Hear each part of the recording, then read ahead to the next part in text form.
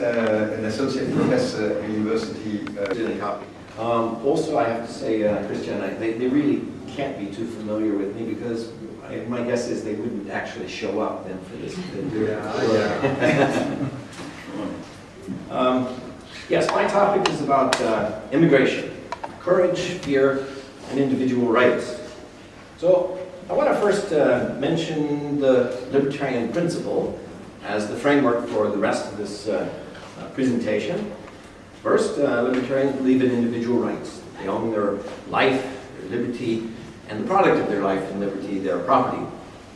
And they don't have a right to take forcibly or with fraud from another person. They own it, and they have a right to it. And if I don't have a right to take it by force or fraud from another person, I don't have the right to ask someone else to do it for me. It's the same action, whether I do it by myself, or a large number of people do it, or whether we ask people with fine hats to do this action for us.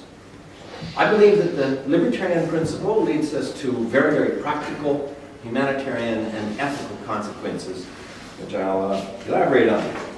Now, one thing that becomes rather interesting in our world of movement of goods and services and people around the world, I notice what a different treatment there is for barrels of oil and human beings. Now you notice that countries all over the world are eager to have more and more barrels of oil. I think they'll subsidize people with tax credits and all kinds of benefits to go digging for oil out of the ground. They encourage the trade. The U.S. military even sends ships all over the world to escort the convoys back, and providing all the protection and insurance costs for oil companies to get oil everywhere in the world because we want as much as we can get. Barrels of oil are great. On the other hand, the way we treat humans is, well, they must not be as valuable as barrels of oil because we do everything to keep them out, restrict them with all these phenomenal things that Valerie just commented on. Now, well, perhaps this is a little bit indescript here. Let's suggest a real human being here. Will a real human being that fits this here stand up? Please stand up. Now, I ask you, is he worth more or less than a barrel of oil? Less. Yes. Sorry, I should have picked a different human being. Kenny Power. Well, I contend that actually he's worth a lot more than a barrel of oil. I mean, he has arms and his legs and brain and eyes, ears, mouth. I mean, he can produce a tremendous amount of wealth. He is a creator, and that barrel of oil isn't. And I'd say that he, as a human being, has rights to his own life, his liberty, and the product of his life and liberty, his property. And the barrel of oil has no rights. Now, you notice that there are a lot of people who move around the world, okay? And they come, what is seen is a mass of people. You notice there are a lot of young people here. I frankly admire them.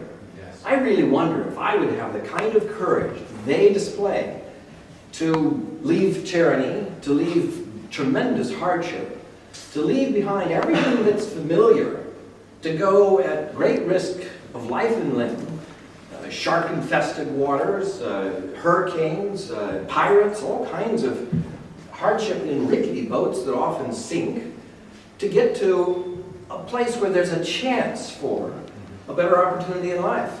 I mean, where you're facing everything that's unfamiliar, potentially hostile, and yet there's a chance for improving the life for yourself and for your families. I really, really wish that if it comes down to it, that I would be willing to do that for myself and for my family if I had to face the same, as my ancestors actually did. Now, what is seen is often pictures in the newspapers that seem to a lot of people as, well, threatening. Oh my gosh, there's a big crowd here. How are we going to deal with this? And what is unseen is what these immigrants become. I mean, they become the giants, the heroes of art, of literature, of intellect, of science, of philosophy. The people that we have often raised up as our heroes.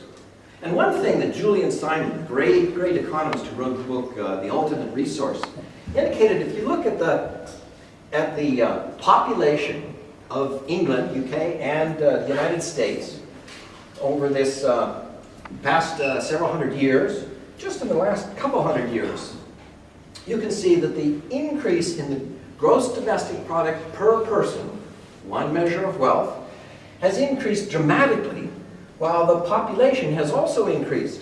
In other words, the size of the bubble is the population, and its placement on here over time is the amount of wealth per person.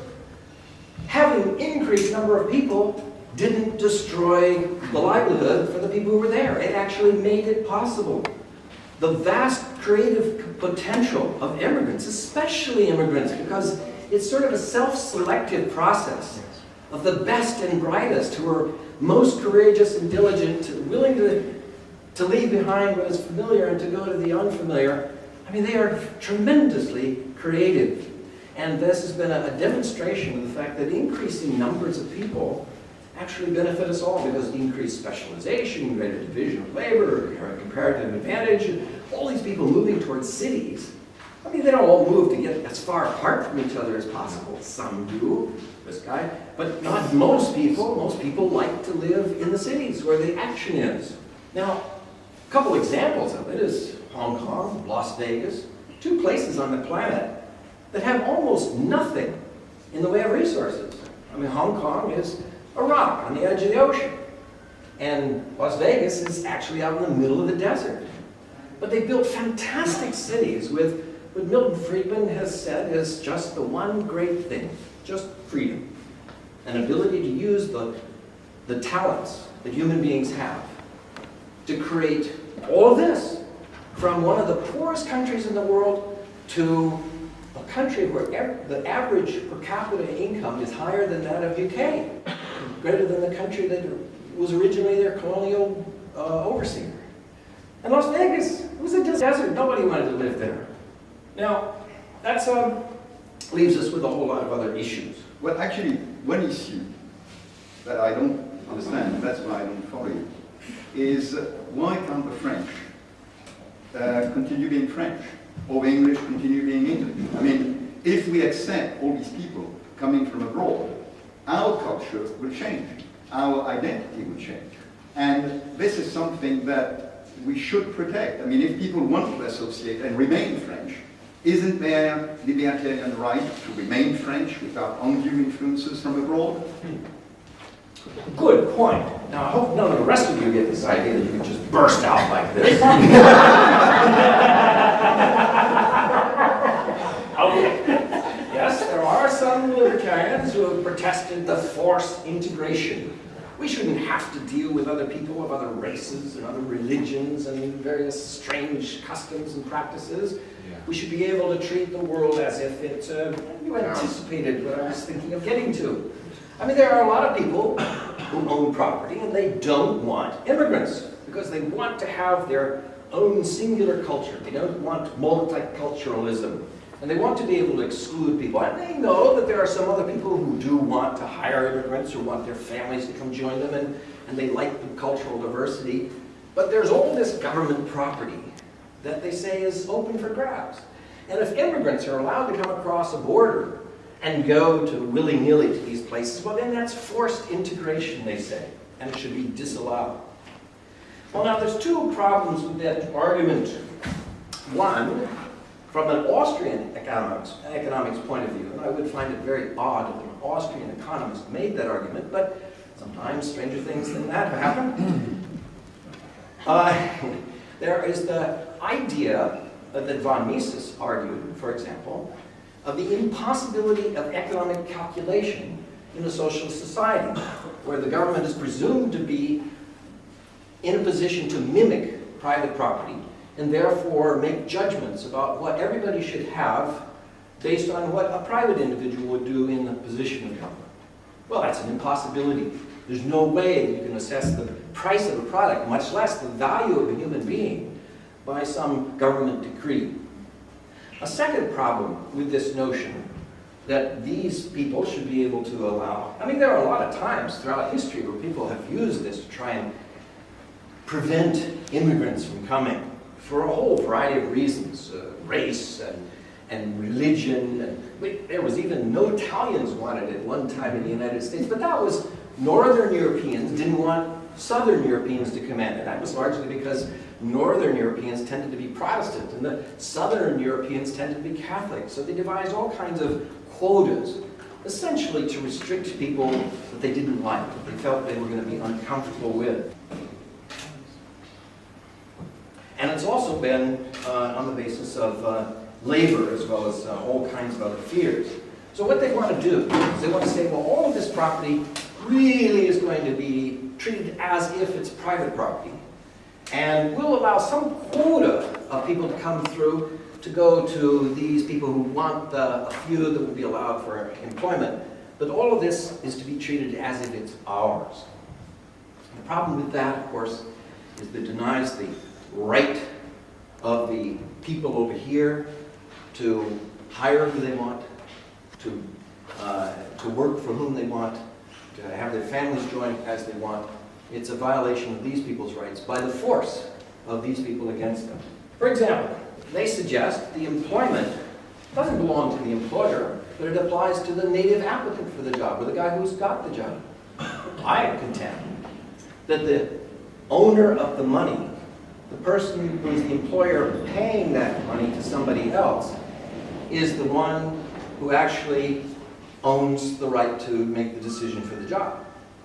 They can choose this person or this person. Well, let me just ask, think of your own country, suppose you're an employer in your native country. And you have two people that come to you looking for a job. One is a native applicant, and another one is an immigrant applicant. Okay, you don't know anything else about them except for that.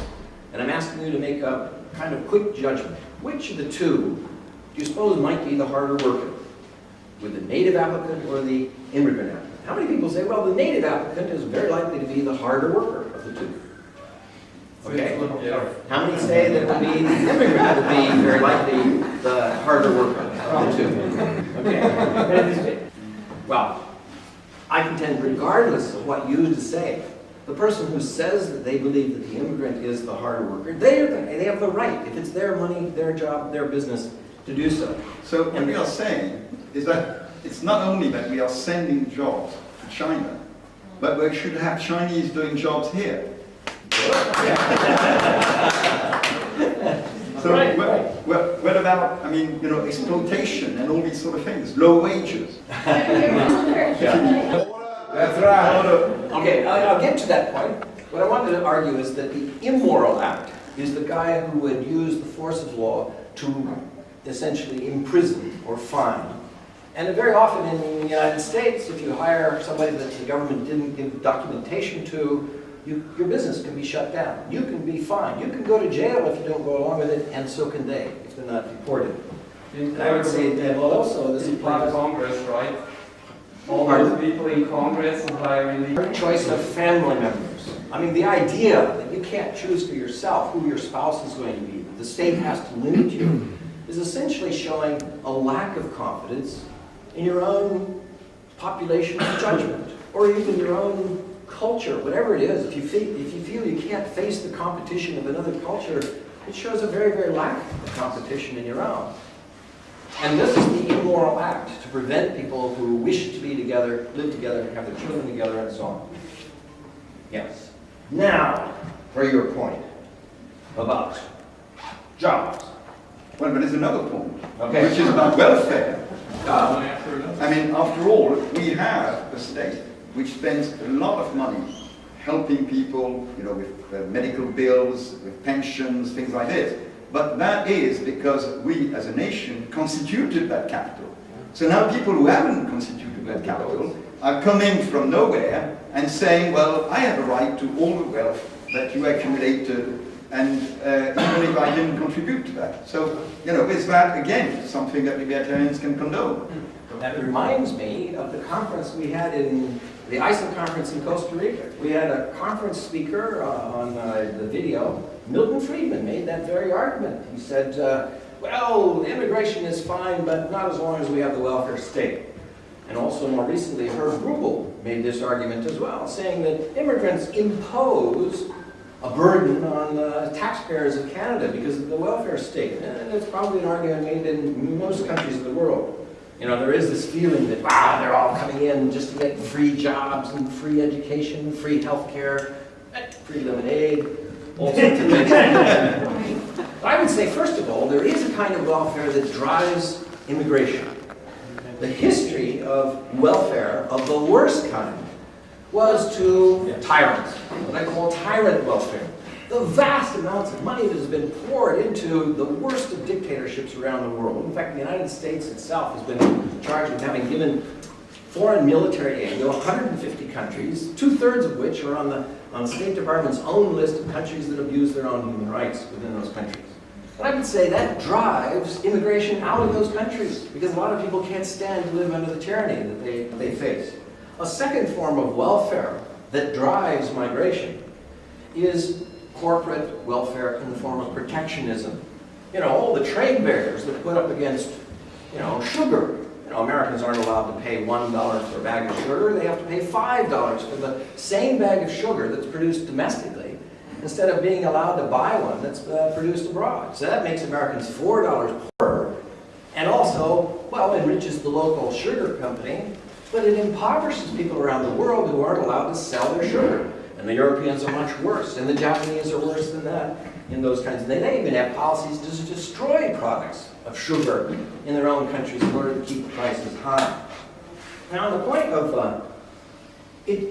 of human beings, they've been treated in the same manner as sugar, by putting up quotas on the numbers that can be allowed to come in. And for the very same reasons, domestic labor never likes to compete with foreign labor. Now, it started in the United States with the Chinese Exclusion Act of 1882. Before that, there was an open immigration policy. Anybody who wanted to come, well, you're welcome. But of course, when the Chinese came, then all the fears of different races and different cultures and practices and all went up.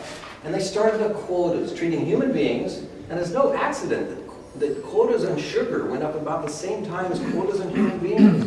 We're going to keep them out, keep the price high, so that the people domestically get more money and wealth. Now, what about the issue, does welfare within the country attract immigrants? Well, yes, there are some cases of that.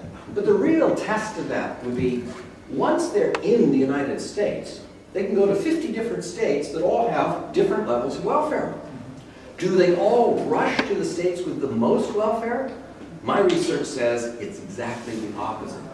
The greatest movement, both of the domestic population and the foreign population, is away from the states that offer the most welfare to the states with the least welfare. Why? Because these are people who move because they're trying to find opportunities. Usually opportunities are the best at low welfare states. The taxes are lower there too. People don't pick up and move usually and disrupt their lives to go just to sit on welfare. I mean, if you're too lazy to work, you're going to be too lazy to move. The people who are really moving are the ones who are really courageous and industrious. The immoral act isn't done by the person on the receiving end of the welfare, in my opinion, whether they're domestic or immigrant. Maybe it's not nice or particularly noble to be on the receiving end of welfare, but the criminal action is the politician and all the people who voted for them who actually set up a system to steal from some to give to others in the first place. That's where the criminal action is. I found one interesting observation when I was traveling around this summer. We were at St. Thomas Square in Athens during the big protests, all the people out there in the streets, give us more money, don't cut us out, we want more welfare. But all around the square were those hawkers, the immigrants, who were selling eyeglasses, sunglasses, and bananas, and corn on the cob, and all kinds of things, and lighters, toys of all sorts of things, trying to eke out a living from these people who wanted to steal their living through the politicians. And also things used to protest, like whistles. Oh, yeah. Those little green lights. They're protesters saying profit is theft. But the people around them, who were the most hard-pressed from Bangladesh to Senegal, were eager to find a way, entrepreneurial as they were, to make a living for themselves. So, now, all these people who come from abroad make a statement: I don't respect the law. I come here as an illegal immigrant. And isn't there something that justifies what we fear, is that these illegal immigrants, being in a culture of illegality, become the most criminal offenders when they settle in the new country. Criminality is mostly done by immigrants. Terrorism, it's the war on terror that's been used as justification for most of the increased barriers and restrictions on life and all of the points in the UK or whatever. Well, let me give you an example to illustrate the point. There was one terrorist in the United States, homegrown, born in New York, and from New York. He went over to Oklahoma and set off a bomb that blew up a federal building. Now, per capita, this guy killed more people by himself than all those 15 terrorists who destroyed the World Trade Center did on an individual basis. I mean, there were a lot of deaths responsible that this person was responsible for. Timothy McVeigh, you know, a terrible criminal, really did a terrible crime. Would it have made sense to put up a wall around New York City, around New York, and say that all the people of New York shouldn't be allowed to travel to any of the other states because we think collectivism is a very, very, very primitive tool for any kind of desired end. As Ayn Rand put it, racism is the most primitive form of collectivism. It tends to brush everyone of a particular racial or ethnic or religious or any kind of group, regardless of their own individual behavior. Any kind of justice has to be achieved by holding people individually accountable for their own actions. And you can do that rather than to hold a whole innocent population guilty for the actions of others. And you can do that more effectively if you have effective law enforcement and defense measures to go against the genuine criminals, but not treating everyone as if they're criminals. Because if they're all treated as criminals, you don't have any time to find these guys. You're so busy controlling these people. Now, throughout history, people have put up deadly walls. My wife, who came from China, said that the Great Wall of China was probably the world's biggest graveyard and the biggest disaster. It was totally ineffective, and there were probably 100,000 Chinese laborers that were buried in the wall as they were trying to build it. But there were other walls that have been very, very deadly. The wall on between East and West Germany, the Berlin Wall. But the whole Iron Curtain was a disaster. It was basically trying to keep people in. And people cheered and were so happy when the wall came down, because now no longer could you keep people in. But there are other kinds of walls too that have killed the innocent. There was the case of Anne Frank. And she's just symbolic of the millions of people in Europe that died during and prior to World War II, who, in this case, Anne Frank's father twice applied for visas to come to the United States. 30 countries around the Atlantic had agreed to a quota system that wouldn't allow the Jews to escape, and the American officials said there's no allowable permission, the quota is full. Well, frankly, I think they would have been right to break the law.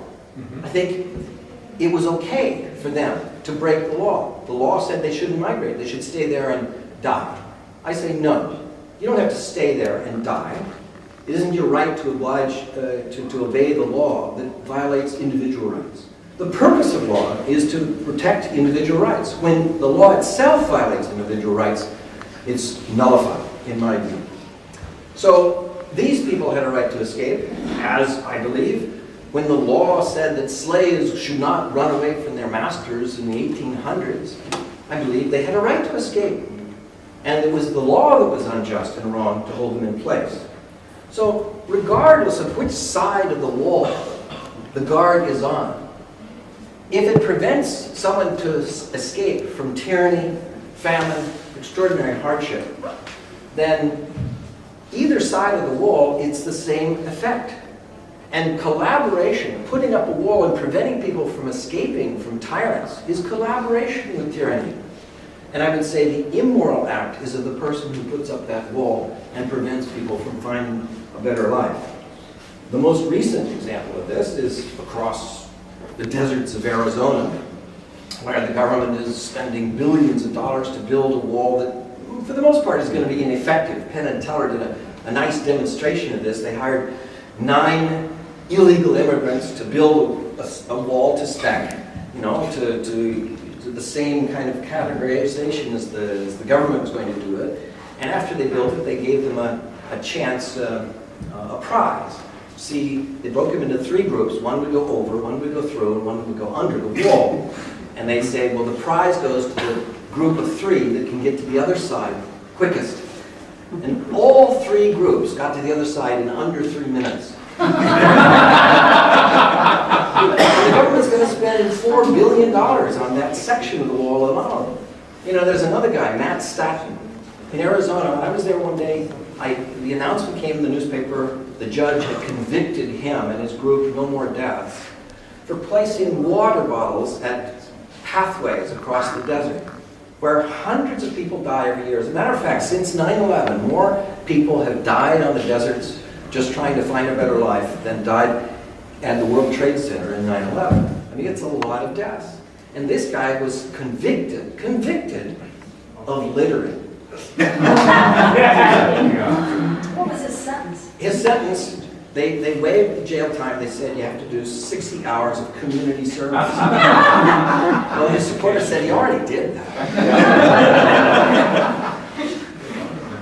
So, Well, fine, but if you don't have these walls, you have millions of people. I mean, imagine in a country like Switzerland, or even a country like the UK, if you don't prevent people from coming. You say, no, open borders, no walls, come once. Then you will have flotillas of these boat people and so on landing on our shores and occupying the country like an army, like an occupation army. Thousands and tens of thousands and millions. may I ask another question? Sorry, I didn't This is a very, very good point, and it is in there because people have this great anxiety and fear. Well, what happens? You see the crowds coming in. And of course, it's people like noble people in the United States said, yes, you should take them all in, but don't send them over here. You know, there's a lot of people in Korea who are desperate to flee North Korea. The United States won't take them, so Chinese government sends them back too. Well, yes, this is certainly a problem, and it's an initial problem where you've got these massive crowds of humanity trying to find its place out. But I would contend that, well, it's our task not to justify sending them back or justify confining them into these small things, but our task to open up the world so that there are a lot of other places to go. For example, everywhere you go, coming here, I flew over for hours. I can fly over the United States, and I look down, and there aren't cities, there are forests, and there's some deserts, and there's fields and farmlands. I mean, there's lots and lots of space out there. I fly over Europe, and I find much the same thing, because it turns out that most of the people live in cities, and that covers a very, very small actual land area. They could accept these people easily if they didn't. I really praise the people in Malta and for Italy for having undergone this tremendous human wave, but it should be shared certainly by every other country in the world. People fleeing tyranny. Now, even in Hawaii, if you look at space, I mean, the Hawaiian Islands aren't great. You look at them, you look at a big map and so on, you probably even can't find the dots on there. Yeah. But when you calculate, let's say, land area, you could hold all the refugees of the world today, which is estimated around 30 million refugees, both internal, within countries, and external. You could hold them all on the Hawaiian Islands. And you'd still have only 1/3 of the population density of Hong Kong. And that includes 40% Country Park, where nobody's allowed to live. So, I mean, it's true, you don't necessarily want to change it overnight, and it takes time to adjust these things. But it's not an impossibility. Human beings are extraordinarily valuable. They're certainly more valuable than oil. And they aren't just a drain on your resources. if given the time and the opportunity, the freedom and chance to make life for themselves, they can create a much better world when there's freedom. But they will die if they don't. So all I ask is that we treat other people as we would want them to treat us if we were in their shoes. So, thank you.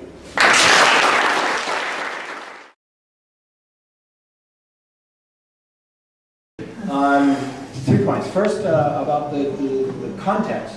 Right now, we do have a world that's not libertarian. We have welfare benefits.